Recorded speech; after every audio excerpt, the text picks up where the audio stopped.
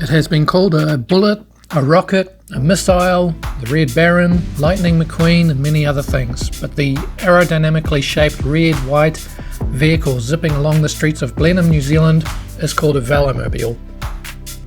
Just over a year ago I purchased a DFxl Velomobile from Intercity Bike in the Netherlands, and since the day I received it at my home in New Zealand I have ridden over 5,000 kilometers in it.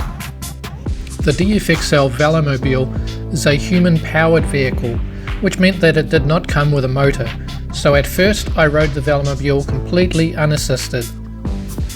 Unassisted, the Velomobile was very fast on the flat road, where I could comfortably reach 50 km per hour, but it was slow going up hills for long periods, so I eventually had a Bafang electric assist added to it. I am asked many questions about the Velomobile. For example, I had just parked my Velomobile outside my wife's podiatry clinic in Blenheim when I was asked all the usual questions such as, what is it, how fast can it go, how much did it cost, do you feel safe in it, and what's the fastest you've gone so far. However, the most common question seems to be, does it have a motor? The motor I use is the Bafang 350 watt motor, which had to be tuned down to 300 watts in order for the Velomobile to be classed as an electric bicycle under the New Zealand law.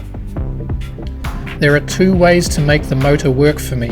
One is that as I start to pedal, the motor engages and assists up to a level set on the controls which I have on my steering bar.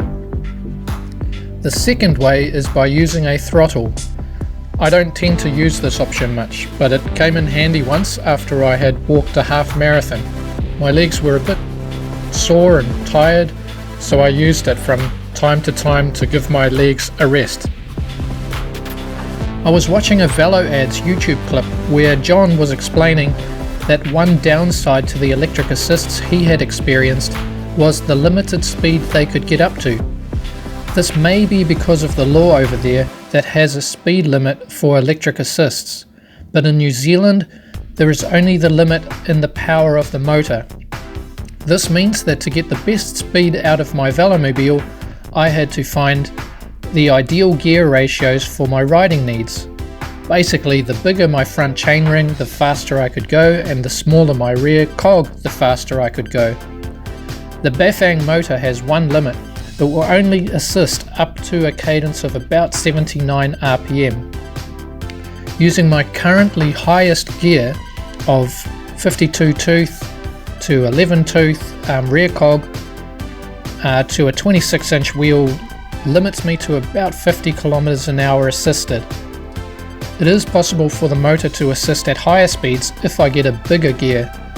One way I'm still investigating is somehow mounting a pinion or a roll-off between the motor and the rear cog, making it possible for me to get to speeds of about 80 km per hour on a flat road. Well, that's all for now. I hope this video is useful and I look forward to any comments you may have. Thanks for watching.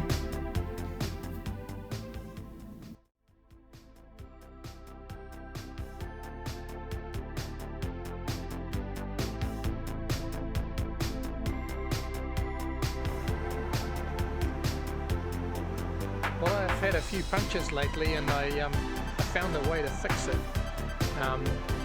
This stuff works really well, and I used it on my two front wheels.